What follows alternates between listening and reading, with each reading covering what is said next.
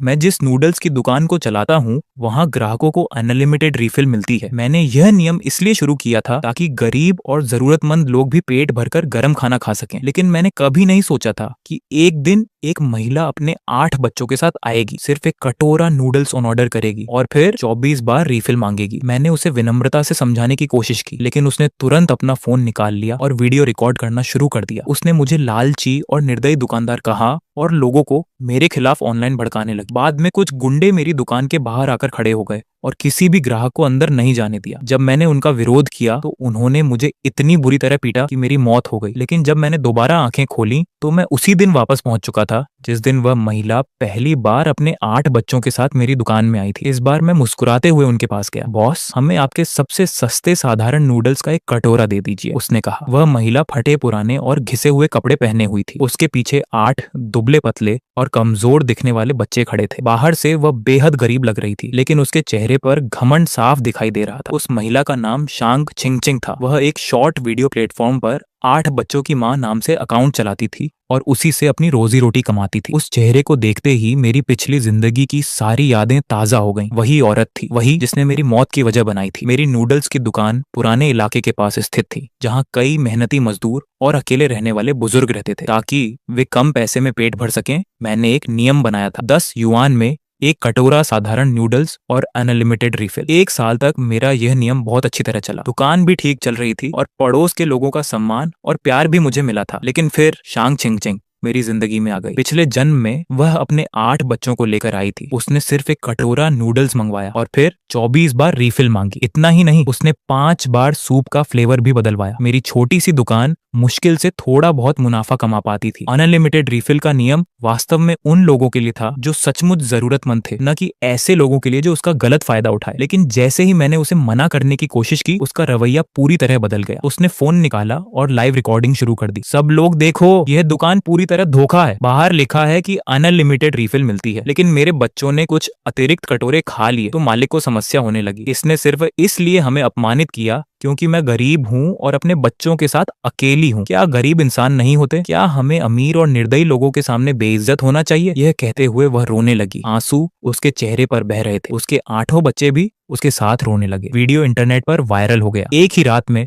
मैं पूरे इंटरनेट पर निर्दयी और काले दिल वाला दुकानदार बन गया। मेरी दुकान पर सैकड़ों नकली 1 स्टार रिव्यू आ गए। मेरा फोन लगातार बजता रहा। हर कॉल पर सिर्फ गालियां और धमकियां थीं। अगले दिन कई गुंडे मेरी दुकान में घुस आए। हर किसी ने सिर्फ एक कटोरा नूडल्स ऑर्डर किया और पूरे दिन वहीं बैठे रहे। वे आने वाले हर ग्राहक को भगा देते थे। मैंने पुलिस को बुलाया। पुलिस के सामने वे शरीफ बनने का नाटक करने लगे, लेकिन जैसे ही पुलिस चली गई वे फिर से वही हरकतें करने लगे। आखिरकार मेरा धैर्य टूट गया। मैं उनसे बात करने गया, लेकिन उन्होंने मुझे जमीन पर धक्का दे दिया। फिर लात घूंसों से मेरी बेरहमी से पिटाई की, जब तक कि मैं बेहोश नहीं हो गया। होश खोने से पहले मैंने उन्हें हंसते हुए कहते सुना, एक मामूली नूडल्स वाला हमारी फैमिली की इंटरनेट सेलिब्रिटी से पंगा लेने की हिम्मत करता है? इसे मरने का शौक है क्या? तभी मुझे सच्चाई समझ आई। शांग छिंगचिंग कोई गरीब और बेबस महिला नहीं थी, वह एक इन्फ्लुएंसर थी। ये पूरा मामला उसने जानबूझकर व्यूज और फेमस होने के लिए नाटक किया था और मैं सिर्फ एक मासूम शिकार था जिसे उसने अपनी फेम बढ़ाने के लिए इस्तेमाल किया। अब जब मुझे दूसरा जीवन मिला था तो मैं इस पैरासाइट को बर्बाद करके ही दम लेने वाला था। मैंने अपने गुस्से को दबाया और चेहरे पर मुस्कान लाते हुए कहा, स्वागत है, अंदर आइए, बच्चों को आराम से बैठाइए। मेरे इस व्यवहार से शांग छिंगचिंग स्पष्ट रूप से चौंक गई। शायद उसने पहले से कई ऐसे दृश्य सोच रखे थे जहां मैं उसे दुकान से बाहर निकाल दूं और उसे खुद को पीड़ित दिखाने का मौका मिल जाए, लेकिन उसे उम्मीद नहीं थी कि मैं उसका इतने उत्साह से स्वागत करूंगा। बॉस, मेरा मतलब है कि दुकान चलाने का मतलब तो सभी ग्राहकों का स्वागत करना होता है ना? उसने झिझकते हुए कहा। मैंने उसकी बात बीच में ही काट दी। फिर मैंने जल्दी से कुछ टेबल जोड़कर उनके लिए बड़ी जगह बनाई और बच्चों के लिए 7 कप गर्म चाय रख दी। बच्चों, तुम लोग बहुत भूखे लग रहे हो, पहले थोड़ा गर्म चाय पी लो, इससे तुम्हें गर्माहट मिलेगी। शांग छिंगचिंग की आंखों में छाई हुई थकान धीरे धीरे गायब होने लगी। उसकी जगह अब लालच ने ले ली थी। शायद उसे लगने लगा था कि मैं कोई सीधा साधा बेवकूफ हूँ जिसे आसानी से बेवकूफ बनाया जा सकता है। उसने गला साफ किया और अपना नाटक शुरू कर दिया। सुनिए मालिक, हमारे पास ज्यादा पैसे नहीं है, एक कटोरा साधारण नूडल्स ही काफी होगा। मैंने मुस्कुराते हुए पैसे ले लिए। बिल्कुल, एक कटोरा साधारण नूडल्स, बस 1 मिनट। ये कहकर मैं रसोई की ओर मुड़ गया, लेकिन इस बार मैंने तुरंत नूडल्स बनाना शुरू नहीं किया। सबसे पहले मैंने पीछे लगे सिक्योरिटी कैमरे का एंगल बदल दिया ताकि शांग छिंगचिंग की टेबल का हर सीन साफ साफ रिकॉर्ड हो सके। उसके बाद मैंने नूडल्स तैयार किए। कुछ ही देर में भाप उड़ाता हुआ एक कटोरा उनके सामने रख दिया गया। लीजिए, नूडल्स तैयार हैं, गरम गरम खाइए। शांग छिंग छिंग ने तुरंत चॉपस्टिक उठा ली। उसके पीछे बैठे बच्चे भूखी नजरों से उसे देख रहे थे, लेकिन उसने पूरा कटोरा अकेले ही चट कर दिया। अपने होंठ चाटते हुए उसने कहा, मालिक एक और कटोरा। मैंने बिना एक पल गंवाए जवाब दिया, अभी लाया। मैं तुरंत दूसरा कटोरा ले आया, फिर तीसरा, फिर चौथा और फिर पांचवा। मेरे चेहरे पर हर समय मुस्कान बनी रही। मैं तेजी और विनम्रता से उन्हें नूडल्स देता रहा। उधर शांग छिंग छिंग का हौसला बढ़ता जा रहा था। उसके नूडल्स सुड़कने की आवाज पूरे रेस्तरां में गूंजने लगी। वह बार बार अपना फोन निकालकर तस्वीरें भी खींच रहा था। उसे देखकर मेरे मन में ठंडी हंसी उठी। ये आदमी सचमुच बहुत चालाक है और उतना ही दयनीय भी। वह बस इसी इंतजार में था कि मेरा धैर्य टूट जाए, मैं उसे टोक दूं या दुकान से बाहर निकाल दूं। तब उसे निर्दयी दुकानदार का नया ड्रामा रचने का मौका मिल जाता। लेकिन अफसोस, इस बार मैं उसे वह मौका नहीं देने वाला था। दुकान के दूसरे ग्राहक भी ये सब देखने लगे थे। वे आपस में फुसफुसाने लगे। तभी एक बुजुर्ग सफाई कर्मचारी, जो मेरी नियमित ग्राहक थी, खुद को रोक नहीं सकी। उन्होंने चिंता से पूछा, बॉस शेन, आप ठीक तो हैं? मैंने सिर्फ हल्की मुस्कान के साथ सिर हिला दिया, उन्हें संकेत दे दिया कि चिंता करने की जरूरत नहीं है। असल में मैं चाहता था कि शांग छिंग छिंग जितना हो सके उतना नाटक करे। वह जितनी ज्यादा मेहनत करेगा, अंत में मुझे उतना ही आनंद आएगा। 19वें कटोरे तक पहुंचते पहुंचते शांग छिंग छिंग का धैर्य टूटने लगा। उसे समझ आ गया कि मैं उसके जाल में नहीं फंस रहा हूँ, इसीलिए उसने खुद हमला करने का फैसला किया। उसने गला साफ किया, कैमरे की ओर मुड़ा और दुखी लेकिन बहादुर बनने की एक्टिंग करते हुए बोला, दोस्तों जरा देखिए, इस दुकान का मालिक सच में बहुत अच्छा इंसान है। हमने इतना कुछ खा लिया, लेकिन इन्होंने एक बार भी शिकायत नहीं की। ये उन निर्दयी व्यापारियों जैसे बिल्कुल नहीं है जिन्हें आप इंटरनेट पर देखते हैं। हम जैसे गरीब लोगों के लिए ऐसे इंसान से मिलना सचमुच किस्मत की बात है। मैं तुरंत उसकी चाल समझ गया। वह पहले मुझे आसमान पर चढ़ा रहा था, ताकि अगर बाद में मैं जरा भी नाराज हुआ तो लोगों को लगे कि मैं नकली और दोहरे चेहरे वाला इंसान हूँ। तब उसका वीडियो और भी ज्यादा वायरल हो जाता। किसी की इज्जत बर्बाद करने का सबसे आसान तरीका यही होता है, पहले उसकी खूब तारीफ करो, फिर उसे गिरते हुए दिखाओ। शांग छिंग छिंग इस खेल को अच्छी तरह जानता था, लेकिन मैंने फिर भी मुस्कुराते हुए जवाब दिया, अरे मैडम, ऐसा मत कहिए। मैंने ये दुकान इसलिए खोली है ताकि हर कोई पेट भरकर गर्म खाना खा सके। जब तक ये दुकान खुली है,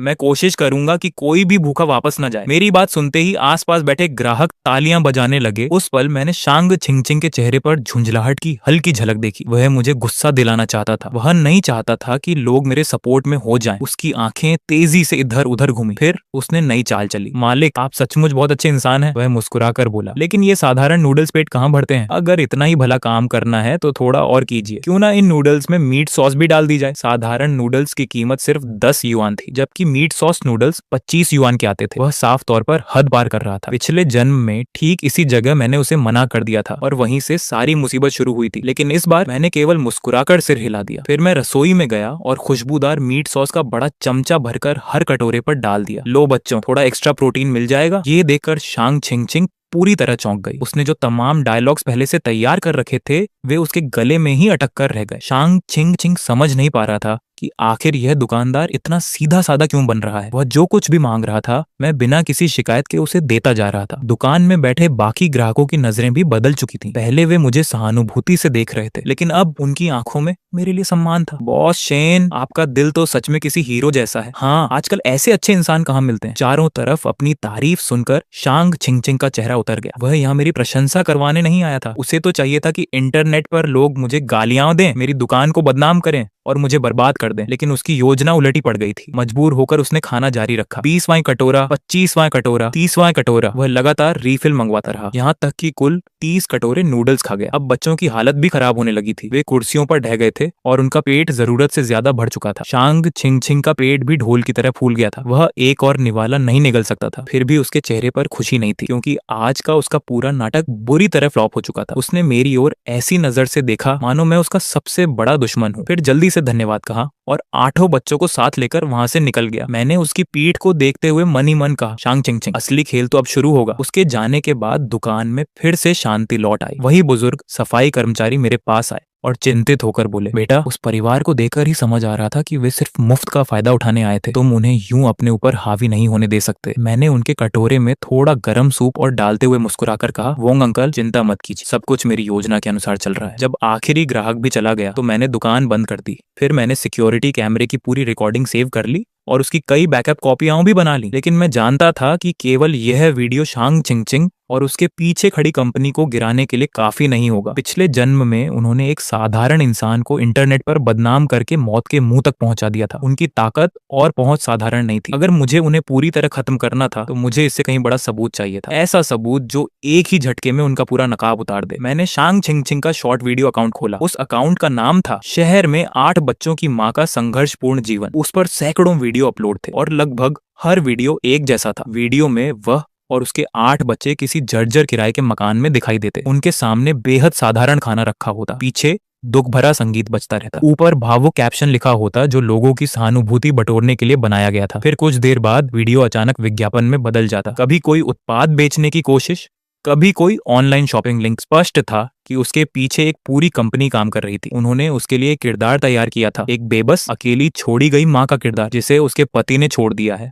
और जो शहर में अकेले अपने 8 बच्चों का पालन पोषण कर रही है। कमेंट सेक्शन में सिर्फ सहानुभूति और तारीफें थीं। बहन, हिम्मत मत हारना, माँ का प्यार सबसे महान होता है। यह देखकर मेरी आंखों में आंसू आ गए। ऐसे हजारों कमेंट्स भरी पड़ी थी। कभी कभी कोई सवाल पूछ देता, अगर हालात इतने खराब हैं तो बच्चों को गोद क्यों नहीं दे देती, या आखिर उसके 8 बच्चे हुए कैसे। लेकिन ऐसे कमेंट कुछ ही मिनटों में उसके फैंस द्वारा घेर लिए जाते, उन्हें गालियां दी जाती, परेशान किया जाता और आखिरकार उन्हें अपना कमेंट हटाना पड़ता। इसी सहानुभूति के सहारे उसने लगभग 10 लाख फॉलोअर्स जुटा लिए थे। मैंने उपहास से हंसते हुए उसका सबसे नया वीडियो खोला। वह केवल 30 मिनट पहले अपलोड किया गया था। वीडियो में आज मेरी दुकान का सीन दिखाया गया था, लेकिन उसे इस तरह एडिट किया गया था कि पूरी कहानी उसकी इच्छा के अनुसार दिखाई दे। वीडियो में वह और उसके बच्चे खुशी खुशी नूडल्स खा रहे थे और मैं पूरे समय मुस्कुराते हुए उनको सर्व कर रहा था, उनकी हर मांग पूरी कर रहा था। पीछे इमोशनल सॉन्ग बज रहा था। वीडियो का टाइटल था, इस शहर में अभी भी ह्यूमैनिटी बाकी है। आज हमें एक फरिश्ते जैसा नूडल्स दुकान का मालिक मिला। सिर्फ 10 युआन में उसने हमारे पूरे परिवार को पेट भरकर खाना खिलाया। मैं तहे दिल से उसकी आभारी हूँ। मैं दिल की गहराइयों से उसका धन्यवाद करती हूँ।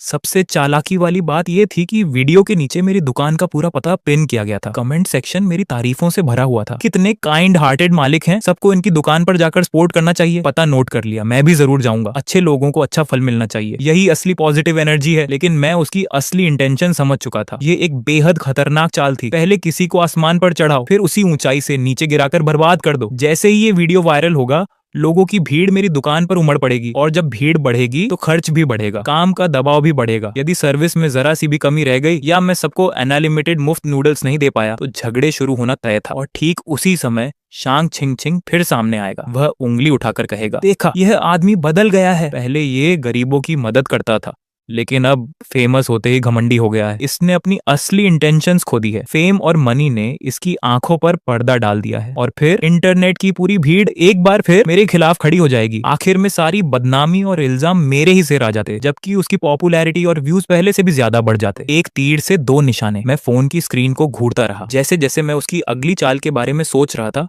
मेरा गुस्सा बढ़ता जा रहा था। मुझे जवाबी हमला करना होगा। मैंने वीडियो बंद किया और पुलिस को फोन लगाने के लिए नंबर डायल किया। लेकिन कुछ सेकंड बाद ही मैंने कॉल काट दी, क्योंकि मैंने समझ लिया था कि पुलिस कुछ नहीं कर सकती। उसने कोई कानून नहीं तोड़ा था। ये कानूनी नहीं बल्कि नैतिकता का मामला था। अचानक मेरे दिमाग में एक विचार कौंधा, अगर कानून ऐसे लोगों को सजा नहीं दे सकता तो मुझे भी उसी के तरीके से जवाब देना होगा। अगले दिन सब कुछ मेरी उम्मीद के अनुसार हुआ। शांग चिंगचिंग का वीडियो रातों रात वायरल हो चुका था। मेरी छोटी सी नूडल्स की दुकान अचानक इंटरनेट पर मशहूर हो गई थी। लोग सोशल मीडिया पर चेक इन करने और वीडियो बनाने के लिए यहाँ आने लगे थे। सुबह ठीक 8 बजे मैंने दुकान का शटर उठाया, लेकिन जैसे ही शटर ऊपर गया मैं भीड़ देखकर हैरान रह गया। दुकान के बाहर लोगों का सैलाब उमड़ पड़ा था। हर किसी के हाथ में मोबाइल था। कई लोग लाइव स्ट्रीम कर रहे थे। कैमरे लगभग मेरे चेहरे तक आ पहुंचे थे। क्या आप वही मालिक हैं, वही जिन्होंने 10 युआन में अनलिमिटेड नूडल्स दिए थे? हम 8 बच्चों वाली माँ का वीडियो देखकर आए हैं। बॉस, आप सच में बहुत अच्छे इंसान हैं। हमें भी एक कटोरा साधारण नूडल्स दीजिए। आज देखते हैं कि आपकी अनलिमिटेड रिफिल वाली बात सच है या नहीं। चारों तरफ शोर ही शोर था। कुछ लोग सच में सपोर्ट करने आए थे, कुछ सिर्फ तमाशा देखने आए थे, लेकिन ज्यादातर लोगों की आंखों में लालच साफ दिखाई दे रहा था। वे अपने फोन ऊंचे उठाकर लगातार लाइव स्ट्रीम कर रहे थे। उनकी लाइव स्ट्रीम के शीर्षक भी लगभग एक जैसे थे।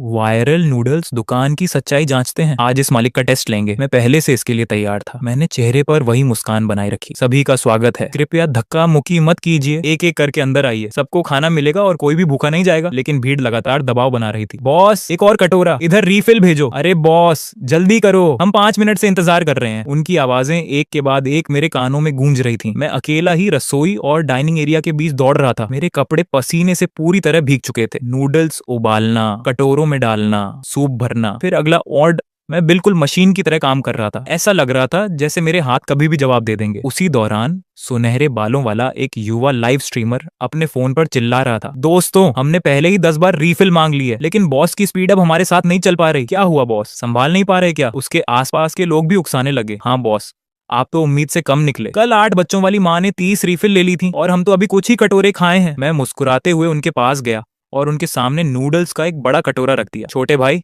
माफ करना, आज बहुत भीड़ है, इंतजार कराने के लिए क्षमा चाहता हूँ, लीजिए आपके नूडल्स। वह कुछ सेकंड्स के लिए शॉक हो गया। उसे उम्मीद थी कि मैं गुस्सा हो जाऊंगा, लेकिन मैं अब भी शांत और विनम्र था। वह असहज होकर चॉपस्टिक उठाने लगा। उधर उसकी लाइव स्ट्रीम में लोग उसका मजाक उड़ा रहे थे। कितना बोरिंग कंटेंट है, खाना खत्म भी नहीं कर पा रहा, खाना बर्बाद मत करो, स्वच्छता सीख। मजबूर होकर उसने नूडल्स खाना शुरू कर दिया। पूरा दिन इसी तरह बीत गया। उस दिन मैंने 300 से ज्यादा ग्राहकों को खाना खिलाया और 1000 से भी ज्यादा रीफिल परोसी। रात के 10 बजे जब आखिरी ग्राहक भी चला गया तो मैं थक कर कुर्सी पर गिर पड़ा। मेरे शरीर में जरा भी ताकत नहीं बची थी। दुकान का सारा सामान लगभग खत्म हो चुका था। हिसाब लगाने पर पता चला कि आज की कमाई से खर्च निकालने के बाद मुझे लगभग 8000 युआन का लॉस हुआ था। दुकान बंद होने से ठीक पहले वोंग अंकल फिर आए। इस बार वे खाने नहीं आए थे। वे चुपचाप मेजें साफ करने में मेरी मदद करने लगे। कुछ देर बाद उन्होंने चिंता से पूछा, बॉस शेन, आप खुद को इतनी तकलीफ क्यों दे रहे हैं? अगर ये सब ऐसे ही चलता रहा तो आपकी दुकान दिवालिया हो जाएगी। मैंने कुछ नहीं कहा, बस दराज खोली, एक मोटा लिफाफा निकाला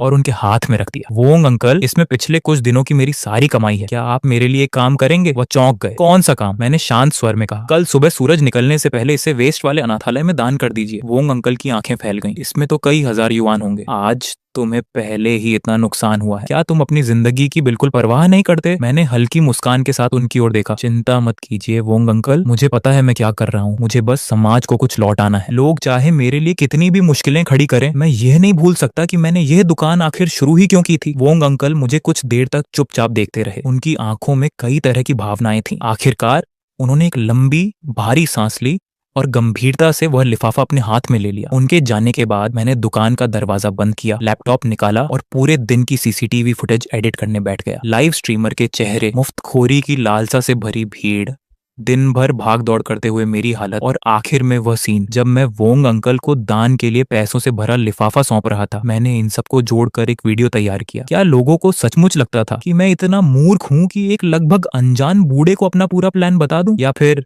उसे हजारों युआन ऐसे ही सौंप दूं? बिल्कुल नहीं, सब कुछ पहले से सोची समझी रणनीति का हिस्सा था। वीडियो तैयार होने के बाद मैंने एक दूसरे शॉर्ट वीडियो प्लेटफॉर्म को खोला। वहां मुझे लाओ जी नाम का एक मशहूर कंटेंट क्रिएटर मिला। उसके 1 करोड़ से भी ज्यादा फॉलोअर्स थे। वह धोखाधड़ी और फर्जीवाड़े का पर्दाफाश करने के लिए फेमस था। मैंने उसे अपनी पूरी कहानी और सारे वीडियो सबूत भेज दिए। कुछ देर बाद उसका जवाब आया। वह गुस्से से भरा हुआ था। उसने इस धोखे की जमकर आलोचना की और वादा किया कि अगले दिन वह सबके सामने मेरा समर्थन करेगा। यह पढ़कर मेरे दिल का बोझ हल्का हो गया। मैं मेज पर ही सिर रखकर सो गया। उस रात मुझे बहुत सुकून भरी नींद आई, क्योंकि मैं जानता था कि एक बार लाओ जी मैदान में उतर गया तो शांग छिंग के बचने की कोई संभावना नहीं बचेगी। अगली सुबह मैं हमेशा की तरह दुकान खोलने पहुंचा। भीड़ पहले की तरह फिर से उमड़ पड़ी थी, लेकिन इस बार मैंने पूरी तैयारी कर रखी थी। मैंने सामान्य दिनों से 3 गुना अधिक सामग्री मंगवाई थी। साथ ही 2 पार्ट टाइम कर्मचारियों को भी काम पर रख लिया था। इसीलिए चाहे भीड़ कितनी भी बढ़ जाए, मैं पूरी तरह नियंत्रण में था। ग्राहक चाहे कितनी भी अजीब मांगे करते, चाहे कितने भी एक्स्ट्रा कटोरे नूडल्स मांगते, मैं हर किसी का मुस्कुराकर स्वागत करता। मेरी सेवा में कोई कमी नहीं थी। जो इन्फ्लुएंसर मुझे बदनाम करने आए थे,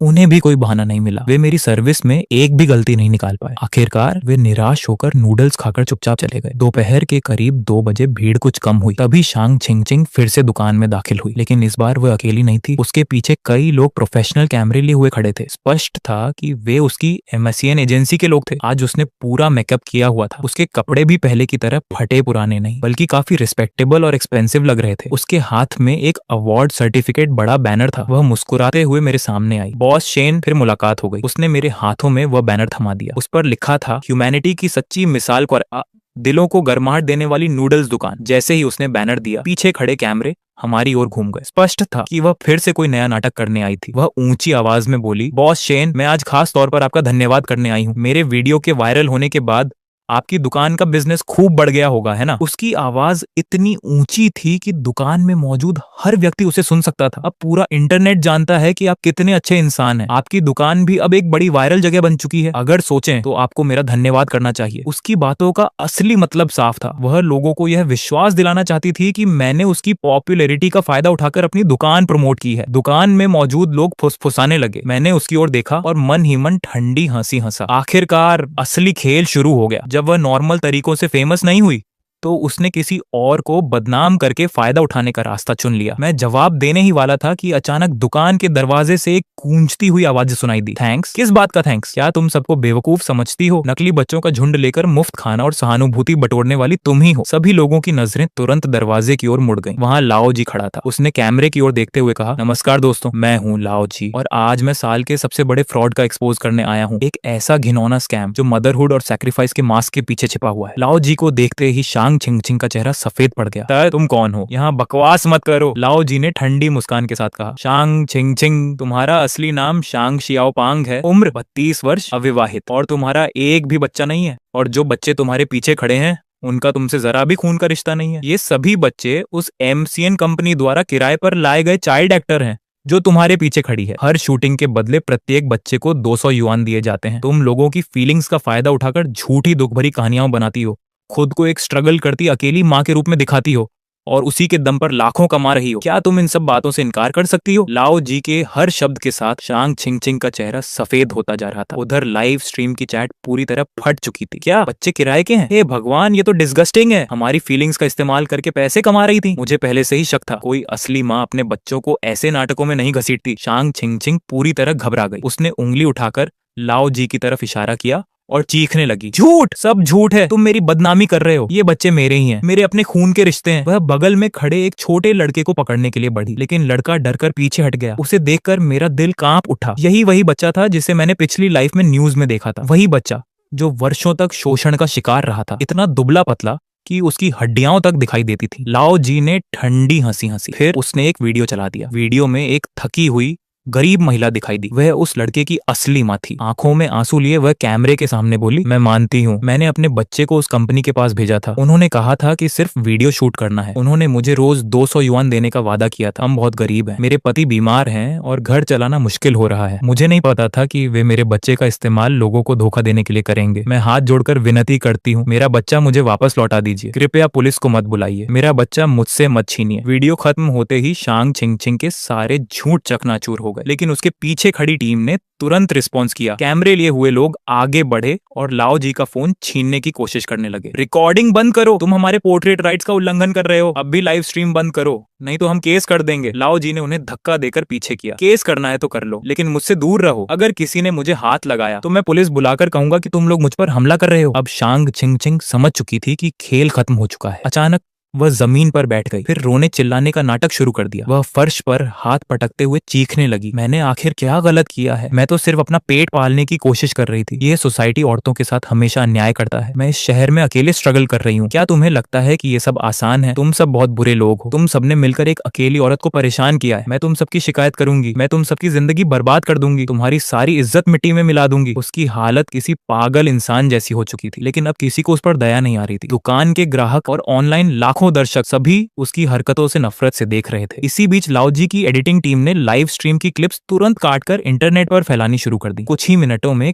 कई हैशटैग ट्रेंड करने लगे। इंटरनेट सेलिब्रिटी की गुंडागर्दी, दयालु नूडल्स, दुकान के मालिक के साथ धोखा, फ्रॉड, अकेली माँ का पर्दाफाश। पूरे इंटरनेट पर यही चर्चा छा गई। जनता का गुस्सा सुनामी की तरह उमड़ पड़ा। शांग छिंगछिंग और उसके पीछे की एजेंसी दोनों उसकी चपेट में आ गए। उसकी सालों से बनाई गई इमेज एक सेकंड में टूट गई। जो महिला कल तक सेल्फ सैक्रिफाइंग माँ कहलाती थी, आज वही पूरे इंटरनेट की नजर में बेशर्म ठग बन चुकी थी। उसका अकाउंट बैन कर दिया गया। सारे ब्रांड कॉन्ट्रैक्ट रद्द हो गए। हर तरफ सिर्फ आलोचना और निंदा थी। बाद में मैंने राहगीरों द्वारा बनाए गए कुछ वीडियो देखे। उनमें दिख रहा था कि उसके अपने ही साथी उसे मेरी दुकान से बाहर घसीट कर ले जा रहे थे, मानो कोई बेकार कचरा बाहर फेंका जा रहा हो। मैं रिबॉर्न होने के बाद पहली बार मैं सचमुच मुस्कुराया। एक दुश्मन का अंत हो चुका है, लेकिन मैं जानता था कि असली खतरा अभी बाकी है, क्योंकि शांग चिंगचिंग तो सिर्फ एक मोहरा थी। मेरे पिछले जन्म की आखिरी याद आज भी मेरे दिमाग में ताजा थी, जब उन गुंडों ने मुझे पीट पीट कर मार डाला था। तब उन्होंने कहा था, हमारी एजेंसी की स्टार से टकराने की हिम्मत की है, मरने का शौक है क्या? यानी शांग चिंगचिंग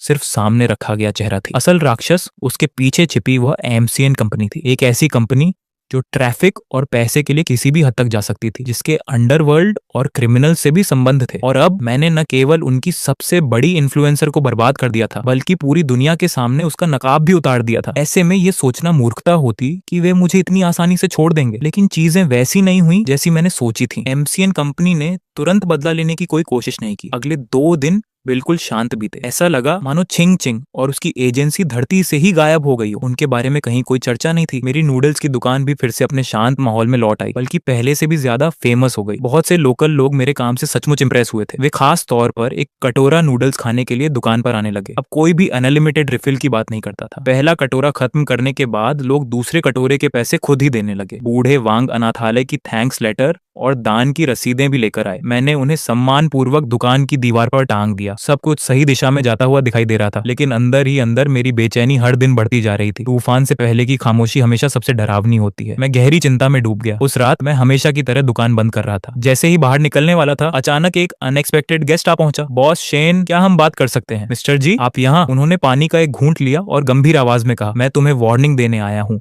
तुम्हें सावधान रहना होगा। मेरा दिल धक से रह गया। क्या आप चिंगचिंग की एजेंसी की बात कर रहे हैं? बिल्कुल, मैंने उस कंपनी के बारे में कुछ जांच पड़ताल की है। मुझे अंदाजा नहीं था कि सिचुएशन इतनी कॉम्प्लिकेटेड होगी। मुझे पता चला है कि वे सिर्फ इंटरनेट सेलिब्रिटी बनाने का काम नहीं करते। पर्दे के पीछे वे कई सस्पिशियस एक्टिविटीज में शामिल हैं, जिनमें इलीगल लोन शार्किंग का भी बिजनेस शामिल है। चिंगचिंग उनके लिए सिर्फ पैसा कमाने का एक टूल थी। अब जब वह टूल टूट चुका है, उन्हें भारी नुकसान हुआ है, वे निश्चित रूप से बदला लेंगे। मिस्टर जी की बातों से मेरी सबसे बुरे डाउट्स सही साबित हो गई, और मुझे यह भी पता चला कि कंपनी का एक शेयर होल्डर ब्रदर ड्रैगन नाम से जाना जाता है। उसका क्रिमिनल रिकॉर्ड है। वह पहले इस इलाके का बड़ा गुंडा था और उसके अंडर आज भी गुंडों का पूरा गैंग है। मेरे मन में खतरे की घंटियां बजने लगी। क्या पिछले जन्म में मुझे पीट पीट कर मारने वाले वही लोग थे? मिस्टर जी ने मेरा पीला पड़ता चेहरा देखा और आगे कहा, मैं आज 2 कारणों से आया हूँ। पहला, तुम्हें वार्निंग देने के लिए। दूसरा, तुम्हें गुड बाय करने के लिए। मैं कुछ समय के लिए यह शहर छोड़ने वाला हूँ। वे लोग मेरे घर तक पहुंच चुके हैं। ब्रदर ड्रैगन और उसके लोग मेरा पता ढूंढ चुके हैं। कल रात किसी ने मेरे घर के दरवाजे पर पेंट भी फेंक दिया था। मेरा दिल बैठ गया। अगर एक ऐसा व्यक्ति जिसके 1 करोड़ से ज्यादा फॉलोअर्स हैं अपनी जान बचाने के लिए भागने पर मजबूर है, तो मैं क्या कर सकता हूँ? मैं तो बस एक साधारण नूडल्स की दुकान चलाने वाला आदमी हूँ। निराशा की एक लहर मुझ पर टूट पड़ी। क्या यही अंत है? क्या दूसरा जीवन मिलने के बाद भी मेरी किस्मत में फिर से मरना ही लिखा है, और वह भी उन कमीनों के हाथों? नहीं, मैं इसे स्वीकार नहीं करूंगा। मैंने मिस्टर जी की तरफ देखा। तभी मेरे दिमाग में एक विचार आया। मिस्टर जी, आपने कहा था कि वे लोग इलीगल लोन शार्किंग के बिजनेस में शामिल हैं, सही? हाँ, ये इन्फॉर्मेशन मुझे एक स्पाई से मिली है, लेकिन हमारे पास अभी कोई ठोस सबूत नहीं है। मेरे दिमाग में बिजली की स्पीड से एक प्लान बनने लगा। मुझे एक बहाना चाहिए था, ऐसा बहाना जो पुलिस को कानूनी तौर पर हस्तक्षेप करने का रीजन दे सके। मैंने दृढ़ निश्चय के साथ मिस्टर जी की ओर देखा। मिस्टर जी, मेरे पास एक प्लान है। शायद हम उन सबको एक ही बार में खत्म कर सकते हैं, लेकिन इस प्लान के लिए मुझे आपकी मदद चाहिए होगी, और ये बेहद डेंजरस होने वाला है। मिस्टर जी ने मेरी आंखों में जलती हुई दृढ़ता देखी। वह कुछ पल चुप रहे, फिर सीरियस होकर सिर हिलाया। बॉस शेन, बताइए क्या करना है? उन्होंने कहा, मैं वर्षों से स्कैमर्स को एक्सपोज करता आया हूँ, मौत को भी कई बार हरा चुका हूँ। मैं किसी से नहीं डरता। मेरा प्लान इजी था, लेकिन बेहद रिस्की था। हम खुद को चारे के रूप में इस्तेमाल करने वाले थे। ये सब कुछ दांव पर लगाने वाली अंतिम बाजी थी। मिस्टर जी मेरी ढाल बनेंगे और हमारा जुनून हमारा हथियार होगा। हम इस डेंजरस गेम में पूरी ताकत से काउंटर अटैक करने वाले थे। मैंने मिस्टर जी से कहा कि वे अपने 1 करोड़ फॉलोअर्स वाले चैनल पर एक नया वीडियो जारी करें। उस वीडियो में चिंगचिंग की मैनेजमेंट एजेंसी पर पहले से भी सीरियस एलिगेशंस लगाए गए। हमने खास तौर पर उनके इलीगल फंड रेजिंग और ब्रूटल रिकवरी टैक्टिक्स को निशाना बनाया। मुझे पूरा यकीन था कि जैसे ही ये वीडियो पब्लिक होगा, वे लोग आग बबूला हो जाएंगे। वीडियो के अंत में ओल्ड जी अनाउंसमेंट करने वाले थे कि इस शुक्रवार रात 8 बजे वह मेरी नूडल्स शॉप से लाइव स्ट्रीम करेंगे और उस तथाकथित डिसाइसिव एविडेंस को पब्लिक करेंगे, जिसे वे इतने समय से अपने पास छिपा कर रखे हुए हैं। बेशक यह सब एक छलावा था। हमारे पास वास्तव में कोई ठोस सबूत नहीं था। पूरा उद्देश्य सिर्फ एजेंसी को कदम उठाने पर मजबूर करना था। उन्हें जरा भी अंदाजा नहीं था कि हम केवल ब्लफ कर रहे हैं। उनकी नजर में जैसे ही ओल्ड जी लाइव स्ट्रीम में वह सबूत दिखाते, उनकी पूरी कंपनी बर्बाद हो जाती। इसीलिए उनके पास सिर्फ एक ही विकल्प बचता था। शुक्रवार रात 8 बजे से पहले ओल्ड जी और मुझे हमेशा के लिए चुप करा देना। लेकिन मैंने पहले ही पुलिस से संपर्क कर लिया था। मैंने यह नहीं बताया कि मुझ पर हमला होने वाला है, बल्कि एक विक्टिम पर्सन की तरह प्रोटेक्शन की मांग की। मैंने पुलिस को बताया कि मुझे एजेंसी की तरफ से धमकी भरे फोन आ रहे हैं और कुछ सस्पिशियस पीपल मेरी दुकान के बाहर मंडरा रहे हैं। ओल्ड जी की वीडियो के साथ मैंने अपनी सुरक्षा को लेकर चिंता भी जताई और रिक्वेस्ट किया कि शुक्रवार रात पुलिस अधिकारी हमारी प्रोटेक्शन के लिए मौजूद रहे। पुलिस ने मेरी ऑफिशियल कंप्लेंट दर्ज करा दी और एश्योरेंस दिया कि वे इस मामले को गंभीरता से लेंगे। अगले 3 दिन मेरे लिए किसी यातना से कम नहीं थे। मैं रोज की तरह दुकान खोलता रहा, लेकिन हवा में एक अदृश्य दबाव महसूस होता था। दुकान के बाहर हमेशा कुछ संदिग्ध परछाइयां मंडराती रहती थी। शुक्रवार शाम 7 बजे मैंने आखिरी ग्राहक को विदा किया और दुकान जल्दी बंद कर दी। ओल्ड जी भी समय पर पहुंच गए। वे थोड़े घबराए हुए दिख रहे थे, लेकिन उनकी आंखों में अब भी दृढ़ता थी। सब तैयार है बॉस शेन? मैंने हल्का सा सिर हिलाया और रसोई में पहले से लगाए गए छिपे हुए कैमरों की ओर इशारा किया। चिंता मत कीजिए टीचर जी, आज रात हम उनके लिए एक खास शो तैयार कर चुके हैं। हम दोनों दुकान के भीतर चुपचाप बैठकर इंतजार करने लगे। हर सेकंड बेहद धीरे धीरे गुजर रहा था। 7:50 बजे अचानक बाहर वाली गली से अस्त व्यस्त कदमों की आवाजें सुनाई देने लगी। ओल्ड जी और मैंने एक दूसरे की ओर देखा। मेरा दिल इतनी तेज धड़क रहा था मानो गले से बाहर निकल आएगा। तभी किसी ने बाहर से लोहे के शटर पर जोरदार लात मारनी शुरू कर दी। धड़ाम की कान फाड़ देने वाली आवाज गूंज उठी। फिर बाहर से चीख सुनाई दी, शेन हरामजादे बाहर निकल अभी। वह आवाज मेरे पिछले जन्म की यादों से बिल्कुल मेल खाती थी। वही क्रूर और हिंसक लहजा। मैं अपनी जगह से जरा भी नहीं हिला। कुछ और लातें मारने के बाद जब उन्हें अंदर से कोई जवाब नहीं मिला तो उन्होंने लोहे की रॉड से शटर उखाड़ने की कोशिश शुरू कर दी। रात के सन्नाटे में लोहे के रगड़ने की वह आवाज बेहद डरावनी लग रही थी। ओल्ड जी के हाथ कांपने लगे। लेकिन तभी गली के दूसरे छोर पर अचानक पुलिस की चमकदार लाल नीली लाइटें जगमगा उठी। 1 दर्जन से ज्यादा पुलिसकर्मी दौड़ते हुए आए और उन गुंडों को उसी वक्त घेर लिया जब वे दुकान में घुसने ही वाले थे। असल में मेरा प्लान तो ये था कि मैं उन्हें पहले दुकान में तोड़फोड़ करने दूं, फिर पुलिस बुलाकर गिरफ्तार करवाऊं। लेकिन पुलिस पहले से यहाँ घात लगाकर कैसे बैठी थी? सीनियर ऑफिसर मेरी दुकान के दरवाजे तक आए और बोले, हमें एक अच्छे सिटीजन से इन्फॉर्मेशन मिली थी। उसने बताया कि यहाँ एक क्रिमिनल गैंग अपराध करने का प्लान बना रहा है। मैं हैरान रह गया। लेकिन ऑफिसर, मैंने तो पुलिस को फोन नहीं किया था। ऑफिसर ने सिर हिलाया। इन्फॉर्मेशन आपने नहीं दी थी। ये पूरा ऑपरेशन सीधे हमारे कैप्टन के आदेश पर चलाया गया है। तभी गली के अंधेरे कोने से बूढ़े वांग बाहर आए, लेकिन इस बार उन्होंने एक सलीकेदार पुलिस वर्दी पहन रखी थी। बॉस शेन, काफी समय हो गया। मैं उनके सामने खड़ा रह गया। उनके पर्सनैलिटी में अचानक आई गंभीरता और अधिकार देखकर मेरा दिमाग जैसे सुन्न पड़ गया। माफ कीजिए बॉस शेन, मैंने आपसे इतने दिनों तक एक बात छिपाकर रखी। सच ये है कि मैं क्रिमिनल इन्वेस्टिगेशन डिपार्टमेंट का कैप्टन वांग बुफेंग हूँ। मैं स्तब्ध रह गया। जिस बूढ़े आदमी को मैं रोज नूडल्स खिलाता था, जिसकी मैं चिंता करता था, वह असल में पूरे समय एक अंडरकवर पुलिस ऑफिसर था। मैंने उन्हें जल्दी से अंदर बैठने का इशारा किया। कप्तान वांग ने कहा, हम काफी समय से उस एमसीएन कंपनी पर नजर रखे हुए थे। उसका मालिक पहले एक सड़क छाप गुंडा था। इंटरनेट के उभार के बाद उसने इन्फ्लुएंसर्स को तैयार करने और प्रमोट करने का कारोबार शुरू किया, लेकिन अंदर से वह वही पुराना क्रिमिनल बना रहा। उसने illegal online loans and investment scams जैसे कई गैरकानूनी धंधे चला रखे थे। उसने न जाने कितने यूथ्स की जिंदगी बर्बाद कर दी। उन्होंने आगे कहा, जिस रात तुमने अनाथालय के लिए दान दिया था, उसी रात से मैंने आज के इस ऑपरेशन का प्लान बनाना शुरू कर दिया था। मुझे अचानक सब समझ में आ गया। मैं सोच रहा था कि ओल्ड जी के साथ बनाई गई मेरी योजना के कारण पुलिस यहाँ पहुंची थी, लेकिन असलियत में हम तो उनके बड़े ऑपरेशन का सिर्फ एक हिस्सा थे। हम चारे की तरह इस्तेमाल किए गए थे ताकि क्रिमिनल अपने बिल से बाहर निकले और कैप्टन वांग तथा उनकी टीम पहले से ही उन्हें पकड़ने के लिए घात लगाए बैठी थी। कैप्टन वांग